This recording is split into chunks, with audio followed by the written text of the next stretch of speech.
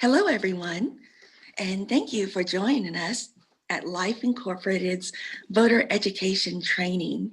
I'd like to present Ms. Sharyl Sutton from the Secretary of State's office.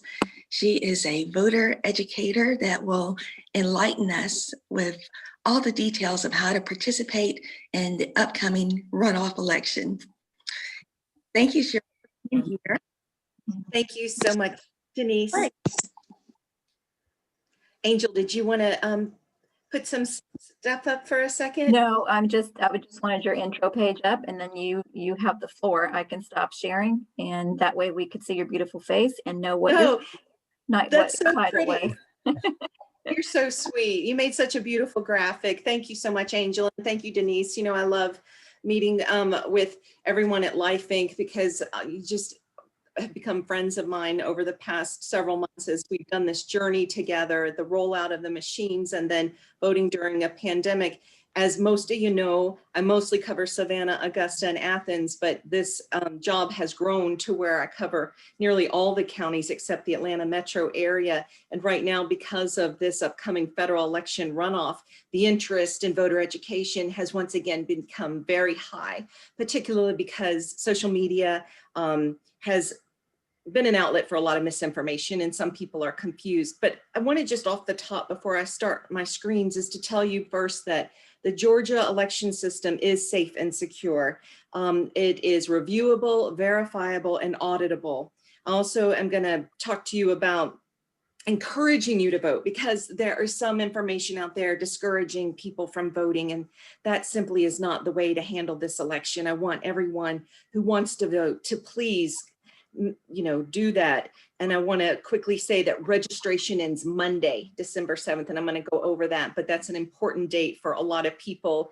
And I want you to know too that there's nearly 1 million absentee ballots that have been requested for this particular election. So let me go ahead and start with these screens. I want to show you all the information that I've been getting questions about, and also anything else that I thought that you might find interesting that either you might want to know, or a family member or a friend. I work under Secure the Vote Georgia, which is a division of the Georgia Office of Secretary of State. And we have an education role to ensure that every Georgian who is eligible to vote knows how to vote and has no problems at their county polls. The upcoming January 5th election is a federal runoff election, and there is one state contest. That's both U.S. Senate seats, which is unusual because ordinarily these seats are staggered, but because one of the incumbents was filling another seat, that presented 2 seats at one time, which is an extraordinary situation. And those of you who follow the national news knows there is a lot of interest in this. The other seat is the State Public Service Commission seat, and there's 5 people who run that board who are responsible for utilities, whether it's gas, telecommunications, or power. And so that is also an important seat that's up for election. I quickly want to let you know that if your iPhone or your Android is one of your best friends, that GASOS is a free app where you can update your voter registration information. And you know that voter registration deadline is important not only for new voters, but also those of us who may have moved or married or divorced and need to change their voter information, that deadline is 11:59 on Monday, December 7th. So some people have asked me, I didn't vote in the general election. Can I still vote in the runoff? Yes, you can. And if you were not already registered, I really suggest people do it today or tomorrow. Just make sure you do it before Monday at midnight. The best way to request your absentee ballot online is securevotega.com. And the upper right corner is a button, and that button, Secure Absentee, will take you to this portal. And you can go directly to this portal, ballotrequest.sos.ga.gov. And I'm going to stop for just a second to make sure everybody can see and hear me. Angel, can you all see the slides and hear me? Yes, those there. We do have people on the training who are not sighted. So I would just I think they would let us know if they weren't able to hear you.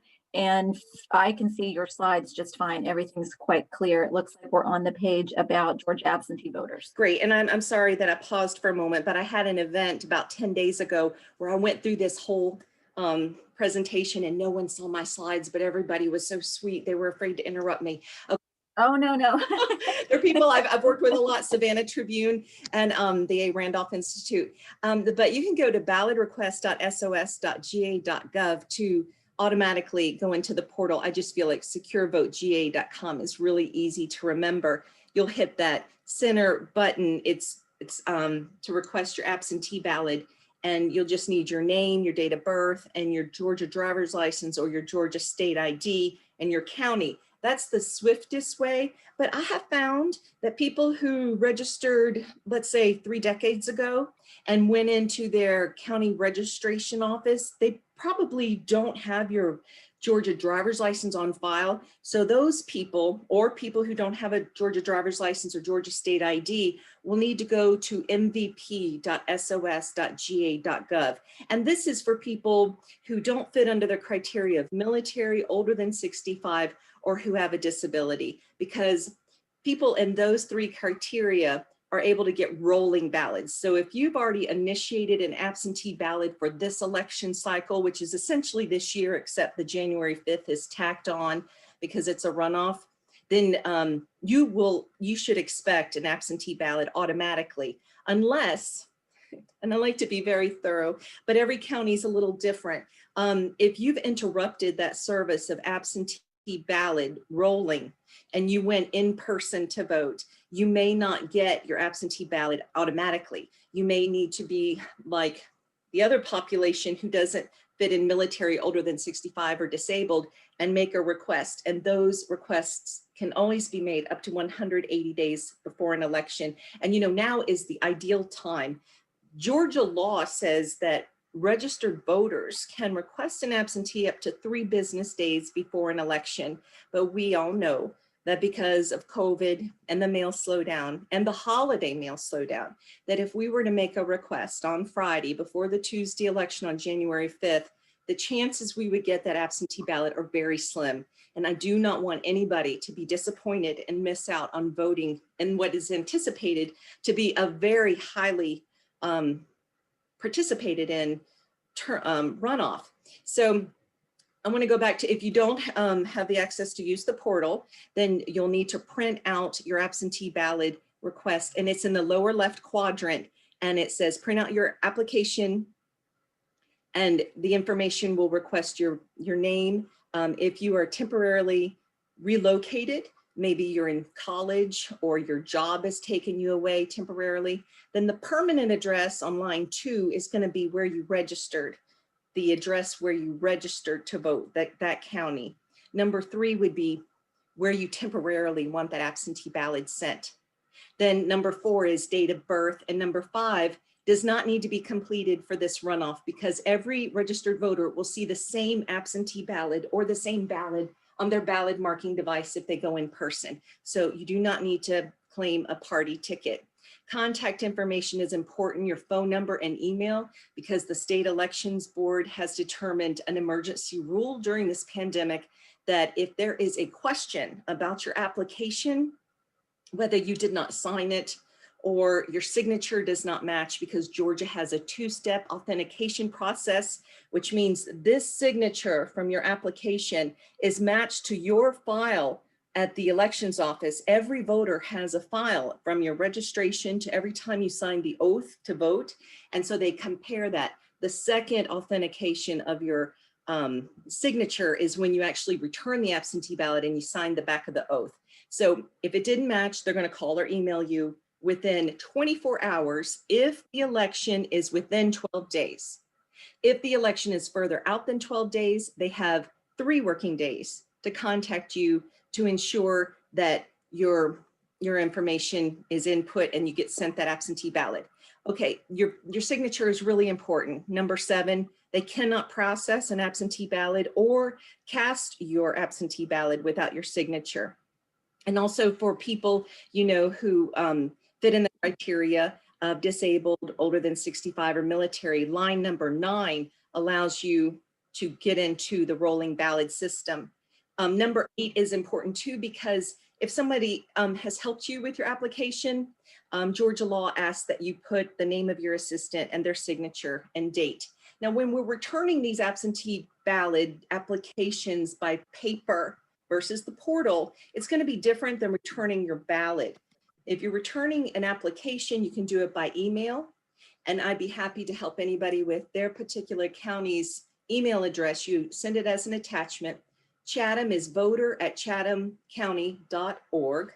You can fax the application to 912-790-1519 or mail to P.O. Box 13757, Savannah 31416, or hand deliver it there off Eisenhower at 1117. If you are a college student, you're gonna wanna return the absentee ballot application and your ballot to the county where you're registered, not where you're temporarily located. Want to make sure people know that. And if you have a question that you want to call Chatham instead of me, their number is 912-790-1520. The ballot, however, cannot be emailed or faxed. It has to be dropped in person by the mail or Dropbox. I'm going to show you in a minute some Chatham Dropboxes, but I want you to know that they're always locked or shrink wrapped on election day at 7 p.m. sharp. You know, Brad Raffensperger brought in the opportunity for Georgians to use a Dropbox. Many other states had used it, and we have found it has been an incredible resource for more people to feel safe during COVID. And I want to reassure you as a voter education coordinator that whether you drop it in an absentee box that is 24/7 surveillance by a camera, permanently affixed, and ballots are pulled out every 24 hours by 2 poll workers, or you go in person and you can use the assisted technology interface, use your headphones, plug in the jelly switch or sip and puff, that all these mechanisms, all these tools for voting are sanitized between each voter. Every poll worker will be wearing a mask. We cannot mandatorily enforce voters to wear a mask, but the Secretary of State wants people to follow the CDC guideline and really urges voters to wear a mask to protect our poll workers and other voters who are there, especially people who, you know, are susceptible because they're older or who have health conditions. So I just want to reassure you that your vote is safe and we want you to vote. I just put up a sample ballot of what voters will see. This is what would look like if you got it sent to your house. You're going to see 3 contests: United States Senate, there's 2 contests, and then your public service commissioner. So you're just going to see 3 races. You need to use a blue or black pen, no crayon, no markers. Try to keep it clean. Ware County told me, or it was Pierce County, told me they get coffee stains or tobacco stains. I've seen in Chatham when we were doing a recount, dead bugs squished on them, or just, it's really interesting the things you see that people send in. But the way to facilitate your ballot the best is to keep it clean and use a blue or black pen. I want to talk about filling in the ovals because it has to be completely filled in, not just partially or checked or X'd or circled or crossed out. I can assure you that if you do not completely fill in the oval, they're not going to just throw out your ballot. They have teams of 3 people, and it's called an adjudication. And they're going to look at your ballot. They're going to have 2 people there. I'm going to pick up this ballot, and they're going to say, what's the intent of this voter? And unless you voted for several choices, like unfortunately we saw some of that with the 18 candidates for the Democratic portion of the Senate seat in the general election. Some people did like 4. You know, you can't interpret someone's intention if there's more than one. But if it's just partially, what they'll do is they'll transpose the information onto another clean ballot, and then all 3 people have to agree that that was accurate, and then they can scan it. But the rejection rate for absentee ballots in Georgia is less than 1%. Nationally, it's 1.7%. Some counties and states and in our country, their rejection rate is as high as 3.3%. So with Georgia having such a low rejection absentee rate, we're doing a good job and we want to keep it that way. So I just wanted to give you those tips to ensure that your ballot is cast, because, they can't call you at that point to say, Cheryl, you filled in 2 and we don't know which one you chose. Because when your absentee ballot goes in and the registrar confirms, or the elections officer, that that's your signature, your ballot is separated from your envelope, because that's state law. State law is that there cannot be a person's information attached to their ballot because of laws to protect voters. We have a secret ballot process in Georgia. So once they have done the 2-step authentication, initially with the request and then again with the oath, which I've put up here, which is mandatory to sign, then the separation occurs and they would not be able to call you to say, hey, Cheryl, which one did you really want? So just take your time and make sure that your intent is clearly marked. Without this oath of elector on the outer envelope, confirming you haven't voted in another election, and that you are truly the registered voter who is casting this ballot, they cannot cast it, but you would get a phone call or an email if you provided that information on your absentee ballot request. If you want to track your absentee ballot, Secretary of State launched georgia.ballottracks.net. It's kind of a lot to remember, so you can always go to securevotega.com, and we've got a button at the bottom.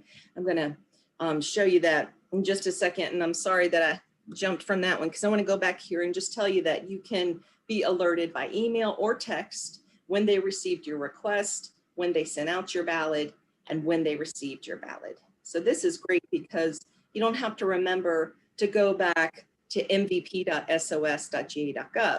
That's where we used to go, even at the primary time, not so many months ago. That's how I tracked my own primary ballot. And this way you get the alerts and you don't even have to go to that site. This is the securevotegA.com site, and the 3 buttons at the bottom of the landing page, and they are request an absentee ballot. The middle one is mail or drop in your county's drop box. It gives you information about where those are. Or the 3rd button is how to securely track your absentee ballot. The next screen I have here is just to remind people about their absentee ballot and the delivery. People have become, there's just been a lot of news about everything in Georgia. So I just want everybody to understand what the annotated code on elections is. So when people have finished their absentee ballot, if the voter is not disabled, then it's only close family or somebody who lives in the house who can deliver it for them. However, if you have a disability, it can be anybody that is considered a caregiver can deliver that ballot to a Dropbox or in person for that voter. I put here on this next slide all the different drop boxes in Chatham County.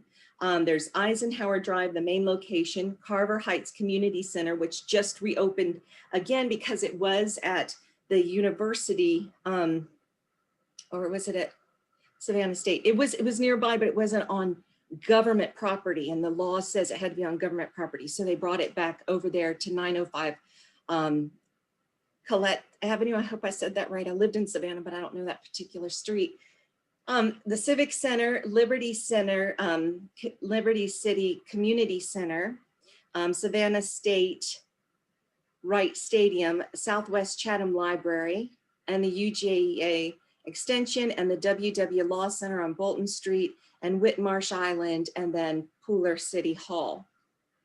We've been getting this question a lot from people concerned about Georgia elections. Can the county scan absentee ballots before January 5th? Yes, under an emergency code by the State Elections Board. Sorry, they decided that in order to accommodate the avalanche of absentee ballots that they received, because you got to remember when we voted in the primary, we got about half absentee ballots, half in person. Then when we did the August runoff, we still were seeing similar numbers. However, on November 3rd's general election, that went down. We had about 75% of our Georgia voters go in person, either early or on day, and then 25% were absentee, but still those numbers were dramatically more than our counties were accustomed to. So they can scan the ballot, but they cannot tabulate the numbers. That can only happen after all the precincts in that county have closed. And at the general election, we had about 5 million people vote. At this point, we already have almost 1 million absentee ballot requests. When we had the absentee ballot requests for November general election, there was 1.25. So this is going to be a very popular race. Can ballots be accepted after the close of polls? Only if you're military. For many years, Georgia has given our servicemen and women overseas 3 extra days from the deadline, but only the military overseas ballots can be postmarked by election day, but still received by Friday, November 6th to be counted. The rest of us, it has to be in by 7 p.m. on election day, not just postmarked. And I mean really at 7 p.m. So even if you're 2 minutes late, please don't do that. You know, just make sure you get it in hours before. Let's talk about voting in person absentee. I got a lot of these questions after general election because people would go to my voter page or ballot tracks and saw that they voted in person absentee and they thought, I didn't go in person. I mean, I didn't vote absentee. I voted early or advance. Those are the colloquial terms that counties use, are early or advance, but legally under Georgia statute, it's called voting in person absentee. So if you see that, I just want you to know what that means. Statewide, we always offer 3 weeks of early voting in Georgia. It's really considered the gold standard. You know, not all states during this pandemic are offering in-person voting, no excuse absentee for any Georgia voter, but also this advance voting for 3 weeks. That's every weekday from December 14th until December 31st. But because there are holidays, most all of my counties, and not every single one, but most of them are not doing polling on state or county holidays, which is Christmas Eve, Christmas Day, and New Year's Day. So keep that in mind. Ordinarily, we have a mandatory Saturday, but that is not required in a federal election runoff. However, some counties like Chatham and Muskogee, they are offering their voters a Saturday opportunity. Because, you know, it is the counties that conduct these elections and they interpret the code.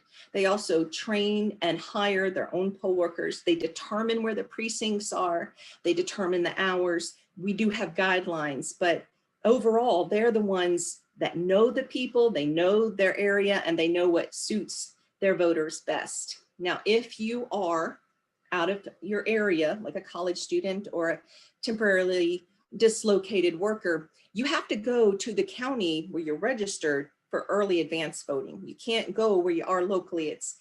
It must be in that county, but you can go to any precinct in that county, unlike election day. Election day, you must go to the precinct that you're assigned to. Now, we would never turn anybody away, you know, but a lot of times people are suggested to go somewhere else because they're not on that poll pad. Also, if you don't have your voter photo ID, we would not turn you away, but you would fill out a provisional ballot and you would have 3 days to bring in your photo ID to ensure you're that voter before they cast that ballot. So I'm going to show you in a minute the acceptable forms of photo ID, because not even the Secretary of State could get away with not showing an ID in Georgia before he votes. This Chatham is really good about listing where you can vote and the times. And you can find this on their Facebook page under Chatham County Voter Registration. And they have a wonderful director there. Her name is Sabrina German. And they put together this information. They're going to have early voting at Civic Center, Mosquito Control, Islands Library, and Southwest Library. But I have to tell you that looking at the hours, they're kind of different. You know, they're not all the same. And the dates they vary the times also. So I really encourage you to look at it before you head out, because it's not real consistent. Acceptable forms of ID. Of course, the driver's license is what about 85% of our voters use or more. Any work ID that's from a branch, department, or agency of the US government or Georgia, a county, a municipality, your passport, your military, your tribal. If you have a college ID with a photo, they're all acceptable.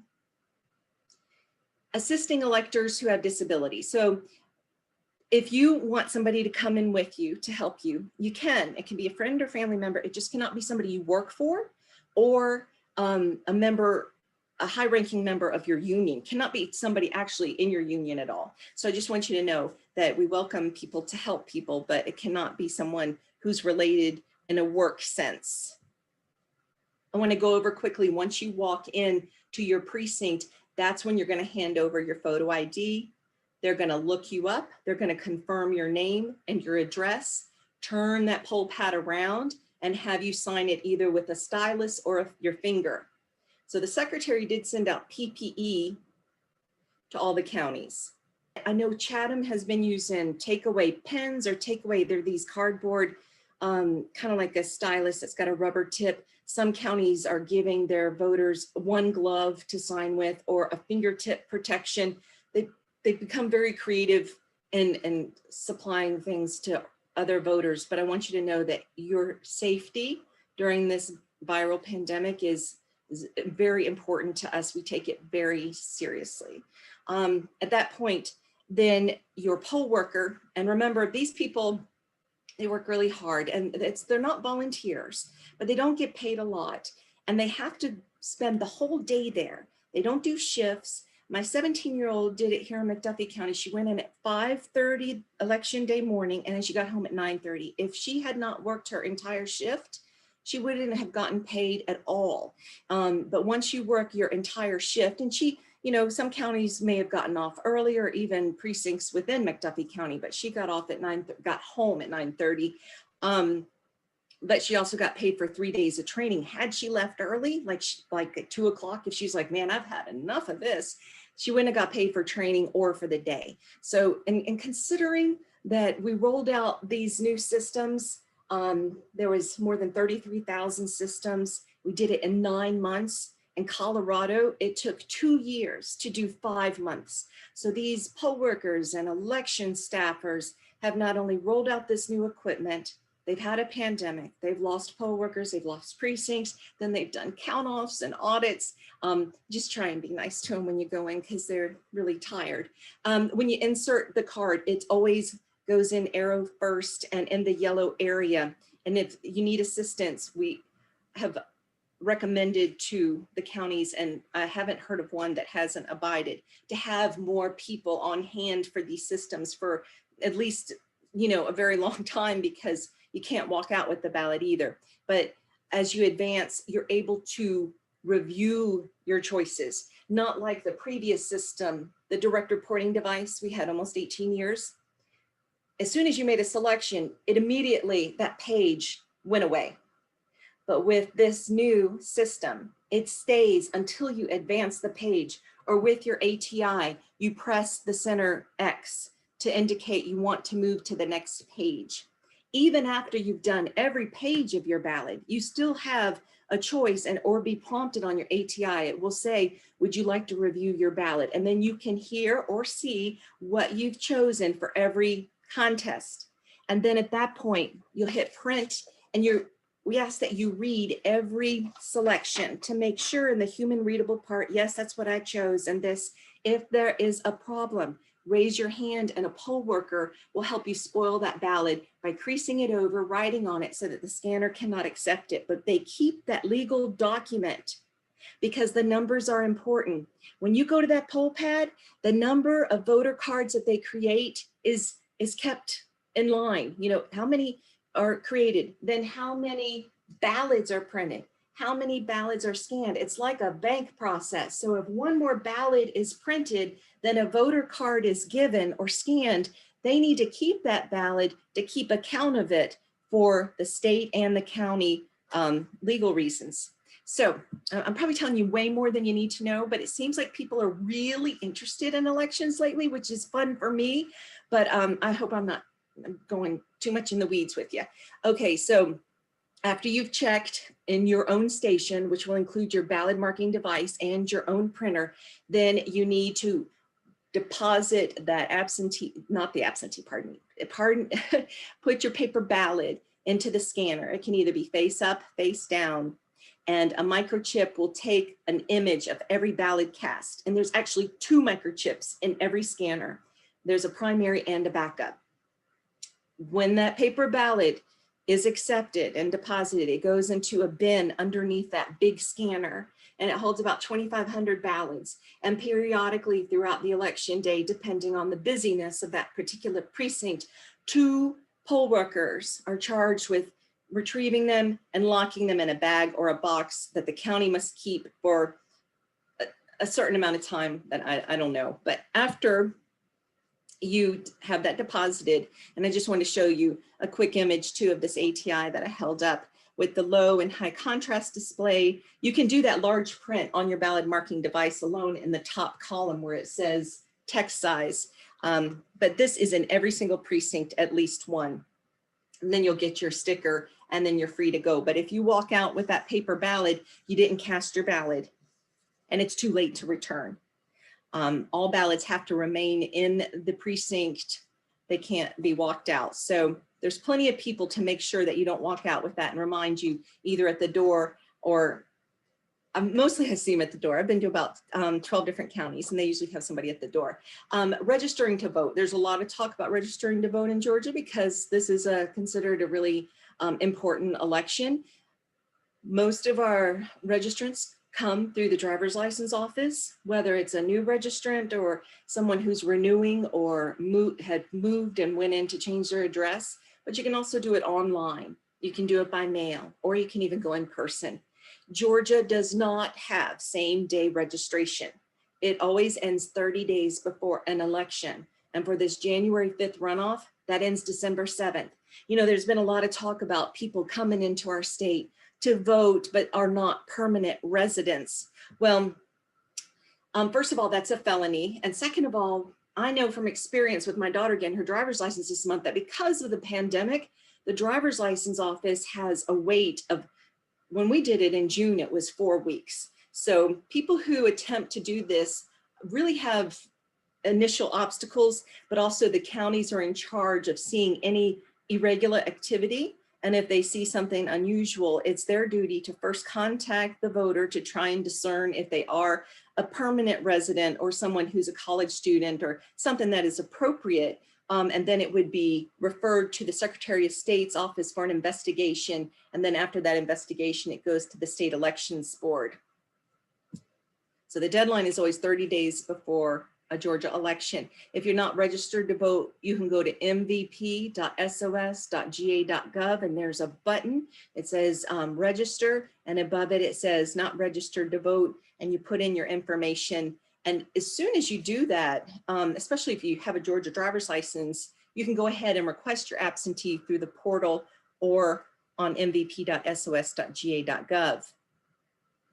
The top question on this screen says, I voted early in person, but it shows me voting absentee. And I talked about that if you did vote early in person, that it's going to say absentee in person because that's the legal verbiage. So what's the difference between an audit and a recount? Because there was a lot, you know, we were doing 2 media conferences a day, not me personally, but the office, Gabe Sterling and Secretary Brad Raffensperger. So under House Bill 316, which was passed in 2018 with the new system, which was $107 million, the legislature decided that for the 2 large elections, that's our general election and then the off-season election, that with the gubernatorial race, actually, that one election would have an audit. So what's an audit? Technically, it is a statistical analysis of the number of ballots, okay? And so it's a math formula to determine how many ballots to pull from each precinct to see if it came out correctly. Why wasn't that not done with the presidential contest? Because the margin was so narrow that the number of ballots they would have to do to conduct this statistical analysis, which we've done many with the pilot and other elections up to the general election, they were always accurate. It would have just been so many, it was easier to count every single ballot. And I want you to know that, you know, when the system came out, a lot of people were like, well, how do I really know that the QR code is reflecting what I chose? Well, when we did that audit, it proved after recounting nearly 5 million ballots at the expense of the counties that yes, the numbers that were tabulated by those QR codes were what was shown with the handwritten paper ballots. So what's a recount? A recount is if a candidate comes within 0.5 or less % of the other candidate they have lost to, they can request at the county's expense a recount, but that is not a hand counted, you know, with, you know, paper ballots. This is a scanning of the ballots with the QR codes again. And Georgia is now complete with both of those. So we've had a really busy year, but what we have found is that the election day results were basically exactly the same. There was no major discrepancy. There was no widespread fraud. We feel very confident about not only all of the people who work in our elections offices, but also the system that Georgia has chosen. This is, I'm showing right now what a poll worker would see if you came in to vote, but you'd already voted absentee or even requested an absentee ballot. They're going to see a warning, a big warning. Even if you return an absentee ballot, it goes both ways. Whether you vote in person and then you try to put in an absentee later, because they're going to have to feed that ballot into the scanner, they get an alert, you know. And like Gabe Sterling, the COO of the Secretary of State's office, has said, do some bad folks occasionally get a few ballots in an election? Yeah, and it's been happening since elections have started. But is there any widespread problems? No, there is not. And there's so many safeguards. And I just wanted you to know that they do get alerts and they see this information on their computers and their check-in screens. Also, there's been a lot of talk about dead people's identity being used to vote. In Georgia, every month, the office gets updates from the Bureau of Vital Statistics, and they compare those people who've died to the existing voter registration rolls, and those people are taken off. I mean, I even know of an incident where a woman cast her absentee ballot, but died before election day, and they did not cast her ballot. So it's very serious in Georgia. I mean, they really take all of this extremely seriously. And I want you to feel confident that the misinformation that you're hearing is from people who don't know about the system or simply aren't taking the time to learn the laws and how things actually work.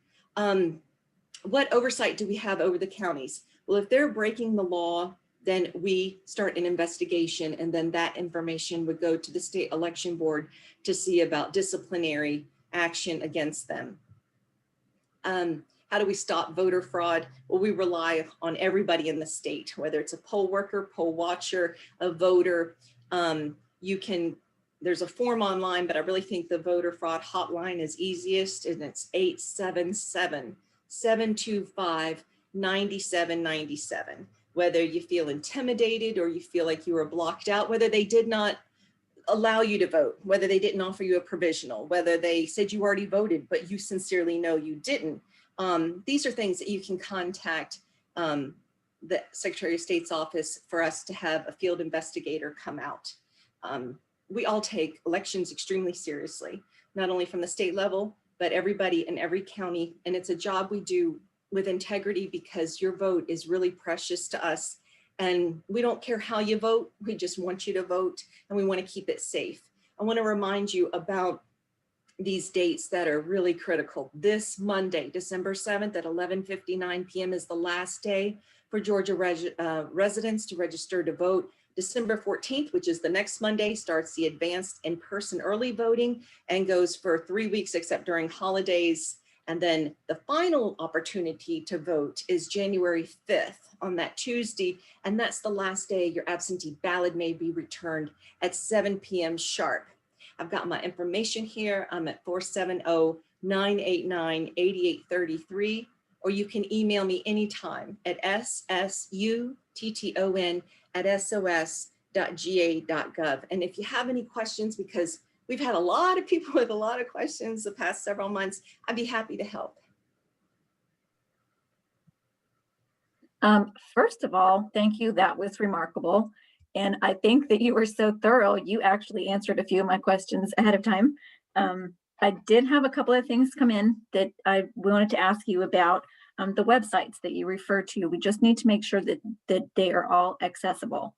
And I'm pretty sure most of the .gov sites are. And I just want to remind folks on the call, our consumers and people with disabilities, if you come across a website that is not fully accessible, to advocate against that and to let people know, because that is really important, that everyone has access to the same information and the same opportunity to do all those things online. Do you know offhand if there's been any problem with accessibility with any of those websites? I'm sorry, I don't. Okay. I know there's been some question about, you know, them being in all the languages, that, because there's been people who are asking for Korean and I think another language. We did change a lot of things to Spanish, but I don't know about accessibility. I apologize. No problem. I would just hope that anyone that would have that problem would let us know, or let the administrators of those websites know. Were you aware of, and I know because there was so much going on behind the scenes, of any incidents or complaints that came across to you all about people with disabilities having problems voting, whether it was accessibility, having poll workers that weren't trained properly, that sort of thing? Did you get any information? What was your report on that side? Okay, well, you know, I watch a lot of election news because I want to know every single thing. And I did see, this is the only thing I heard about, I think it was WSAV or WTOC did a story out of Chatham where a woman who had, I want to say it was a connective tissue disease, had gone in on early voting, and there was a long line, and her appearance was like mine. And so they questioned her disability, and she was frustrated.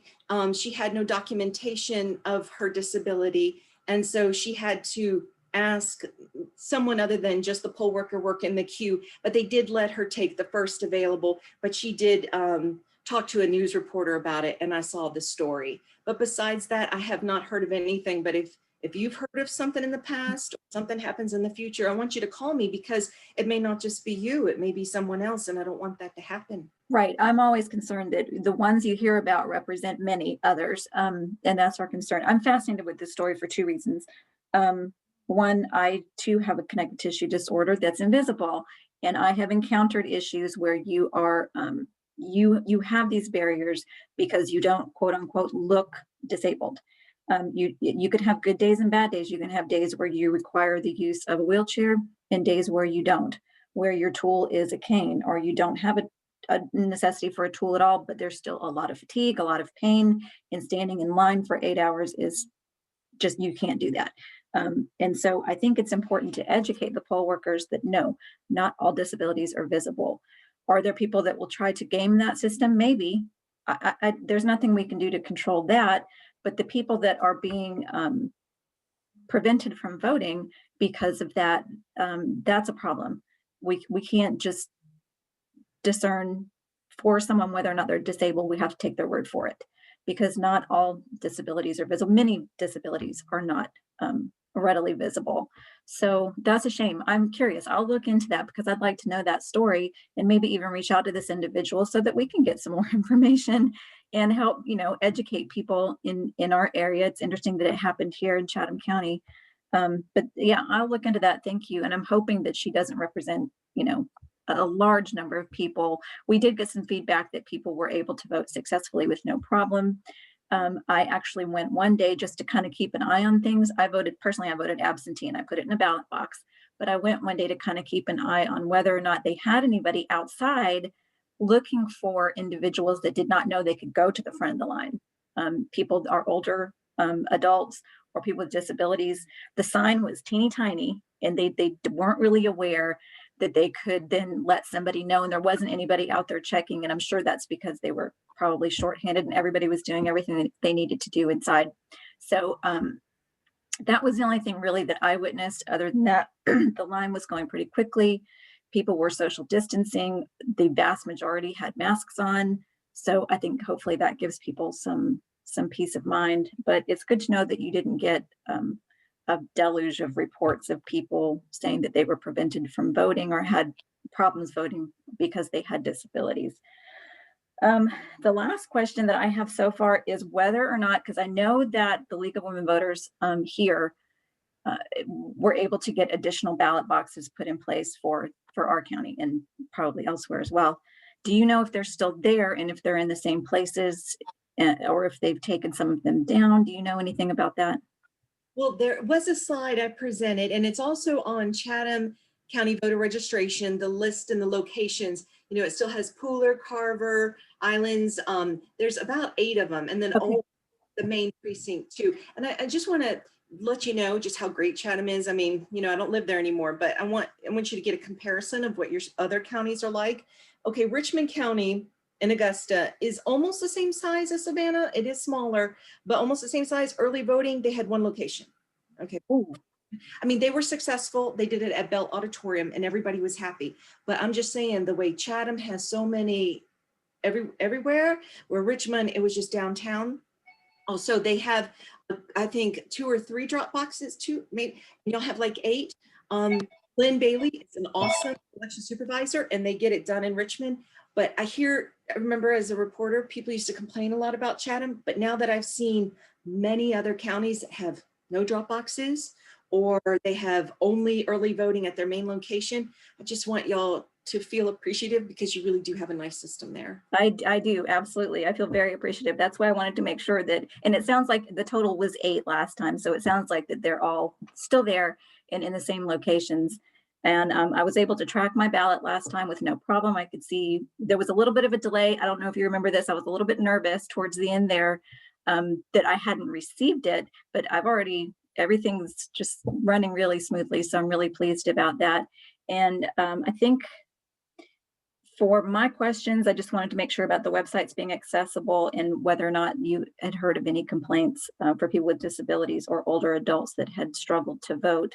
We're hoping that's not the case, but I am going to look into that story. I'm fascinated about that and I want to hear more about it. But I think that's education is key. Letting people know that disabilities aren't necessarily visible. Most really are not. So you can't be judge and jury when it comes to that. You've got to take people's word for it. If they say they can't stand in line and they're disabled, then they should be treated as if what they're saying is truth. So that's an important lesson and takeaway for us. Absolutely. And you know, another big part of my job is media relations. So if someone wants to share their story, you know, talk about the accessibility, the lack thereof, or be featured in a story to even just educate people about what their rights are, I'd be happy and they would love to do the story, you know, a Savannah TV station. So if anybody has that interest talking to the media, please just send me your name and phone number. I'll call you. You can give me the gist of what you're looking to do the story on, and I will pitch it to the newsrooms. That's fantastic. I think that would be great, especially now. And I think that because of all the hubbub and controversy, and like you said, a lot of the disinformation that was showing up on social media, people need reassurances that, yeah, this is important. Your vote still counts, and people with disabilities should not be having those barriers. So I think it would be great to get a good message out, an accurate message on social media. But again, your presentation was so thorough and I really thank you. And I want to turn it over to anybody else that might have questions that are on the call. Feel free to unmute yourselves or put it in the chat box and we'll make sure that Sharyl hears it.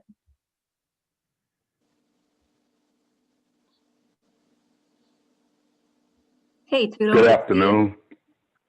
Okay, well, I don't see y'all, but never have. Okay.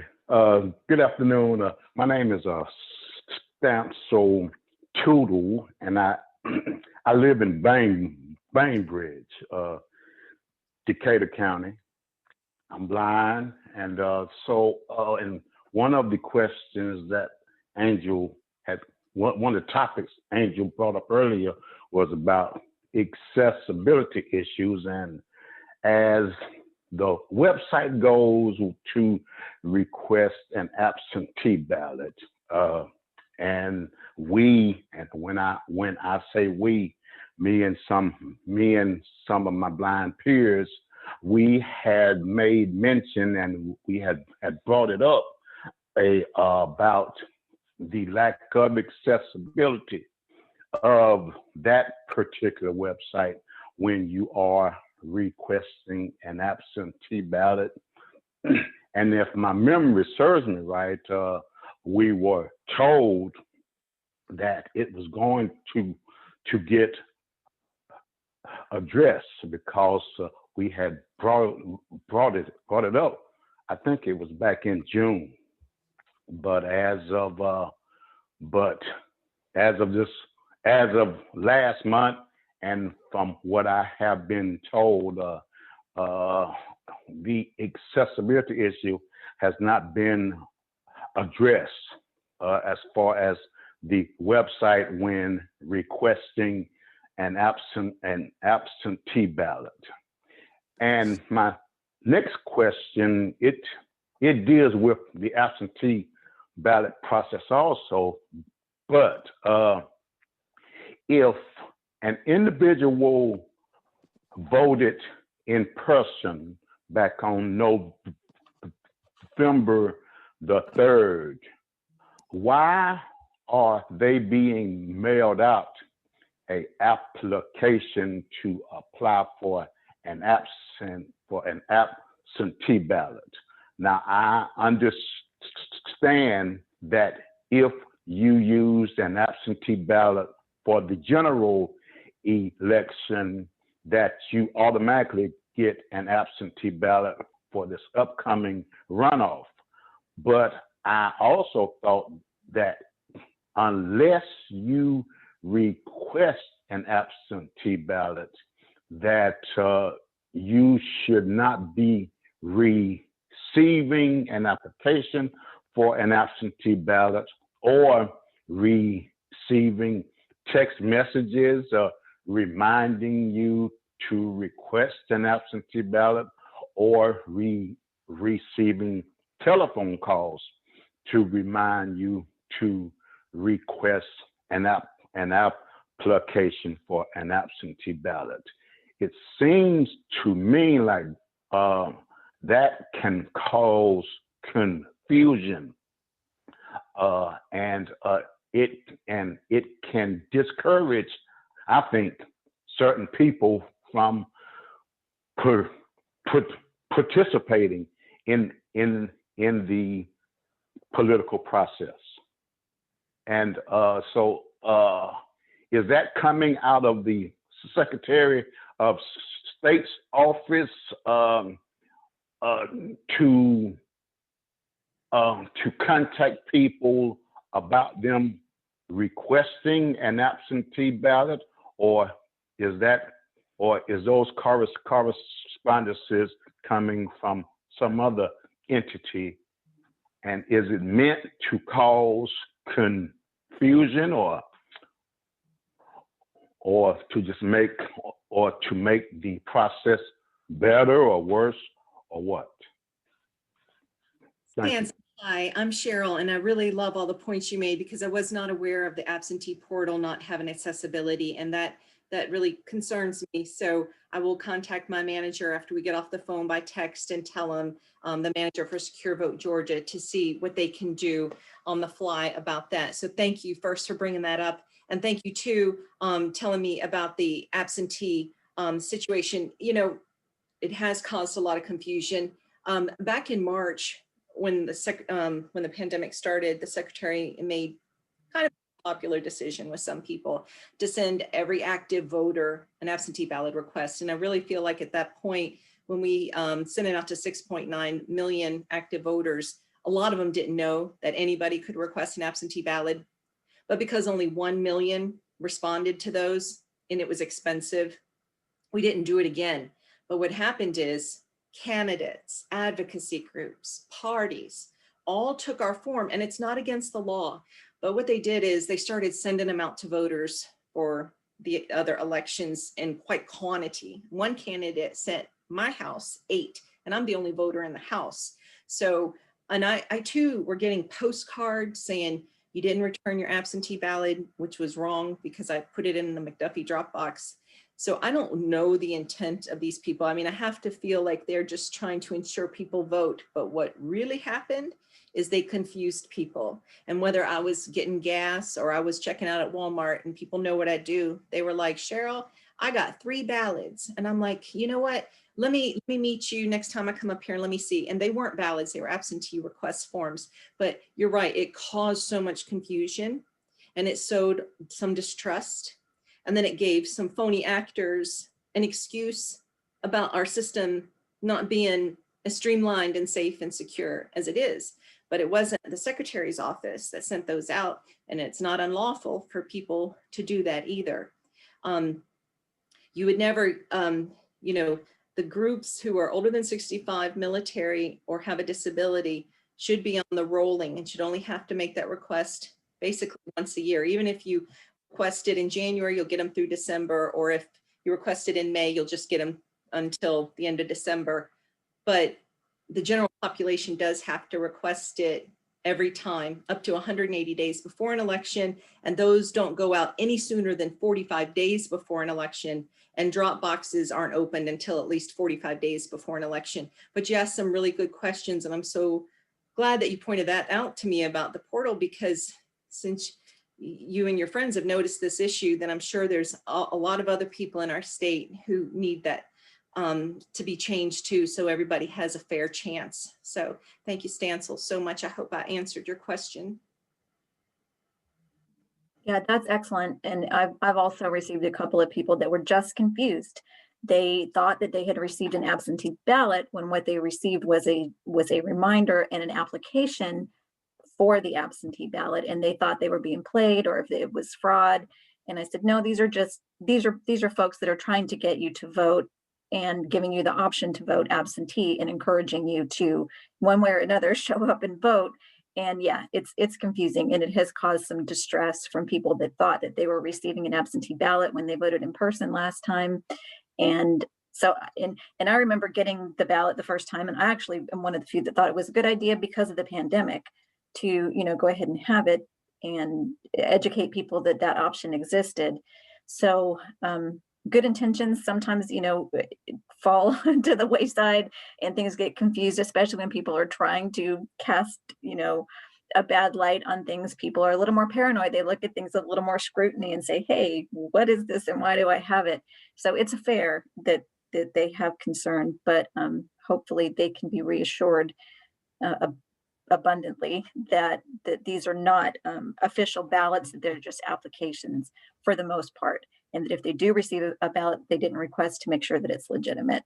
You know, if they did not request it and it looks like an actual ballot, that could be a little hinky, and they should bring that to someone's attention instead of just disregarding it. Yeah. Yeah, Angel, I've seen on social media where people say, oh, I got 2 ballots, but then they don't show us the ballot. Mhm. Or I remember, I can't remember whether it was Augusta or Savannah, a reporter said, I got this woman who says she got 2 ballots. I said, okay, have her screenshot it and let me look at it, or her local county. And did she call? Did she, you know, and it turns out they were absentee ballot applications. But if that were to happen, first thing you need to do is alert your county and say, hey, you know, I have never heard a substantiated allegation that was, you know, that really did happen. Okay, good to know that you didn't actually see one, you know, tangibly, that one didn't show up. And Tootle too, I wanted to say, to ask in supplement to your question, ask Sharyl, if someone does receive a ballot or they get a ballot, they change their mind, they decide to go vote in person, they just take that with them, don't they? So that they can destroy that there and they surrender it, or can they destroy it at home and then show up? What's the process for that? That's such an excellent question. I'm sorry I didn't go over that. So the easiest and fastest way for a voter is to surrender it in person with the envelope. Makes it the easiest. Now, if you never received it or you threw it away, then you'll sign a cure affidavit. And that is reassurance to the state that you haven't used that absentee ballot and that you're confirming that you did not. So you're signing an oath. And the penalty for people that do try to work the system is up to 10 years in prison and $100,000 fine. So, you know, you don't have to have it with you, but if you do have it, it'll make it easier for you. You won't be waiting there as long. I know in Chatham, they call the registrar's office who cancels it out, and then you're able to get your voter card. But, you know, if you get there and you say, oh gosh, I forgot it, just go ahead and do it, and they'll mark it in there. I want people to have a convenient way to vote. And we know that people would destroy that if they accidentally left it at home, because that's the law. And if somebody did attempt, it would be caught on the other end when it was sent in, as that person already voted in person. Okay, good deal. Excellent. Because I know there's often confusion about that too. Someone could potentially change their mind, especially considering that if they are insecure, that if they mail it, it won't get there in time, that sort of thing. So now that they know what to do and what that process is, and regardless, if you get there, like she said, you show up, you don't have it, you forgot to do that whole thing, go ahead, stay in line, cast your vote, let them know, and then they'll know how to handle it on that end, right? Yes, that's right. Okay, good deal. All right, any other questions? I think we're all experts now, thanks to Sharyl. Good. That way you can pass on the information to other people, because I get calls all the time, you know, and I appreciate it, but people are like, gosh, I heard this yesterday. Is that really going to happen, or this or that? I'm like, no, that's called politics, and people are just saying things. Yeah, doggone it. I wish they'd stop. I wish we just had a mute button for all the nonsense. When somebody starts coming up with something, I'm like, nope, stop. This will spread like wildfire and we'll be in real trouble. So that's why your information is so valuable, because it's coming directly from the source, and we know we can rely on it. We know we can rely on you. So I'm super appreciative. I'm going to stop the recording. And of course, if anybody has questions after that, they can continue to ask. But my final question is whether or not I can get access to your PowerPoint, because it has some really good information that I'd like to review. Yeah, and you know, I can send it to as many people who want it emailed to them. So whether somebody wants to text me their email, or you want me to send me a group email that you want me to send everybody the PowerPoint to, it's public information. And as much as we get that out there, that's great voter education. I found that because of this election, we need voter education now more than ever. Yeah, I agree. And thank you for that. I will send you an email from me, and that way I'll have it if anybody requests it, so that you're not the only one. I know it's a busy time for you. You're not the only one having to send that out to people. You know what I'm enjoying is I'm seeing one of our young participants, and she's yawning. That makes me happy, because if we want elections to really be boring, and it has been just such a year, that our goal is to make elections boring again. And so when I saw that, I was like, yay, we did our job today. I apologize. No, I'm grateful for it. That means you got all you need. That's great. That It made was my day. very informative, very informative. Thank you so much. Thank you.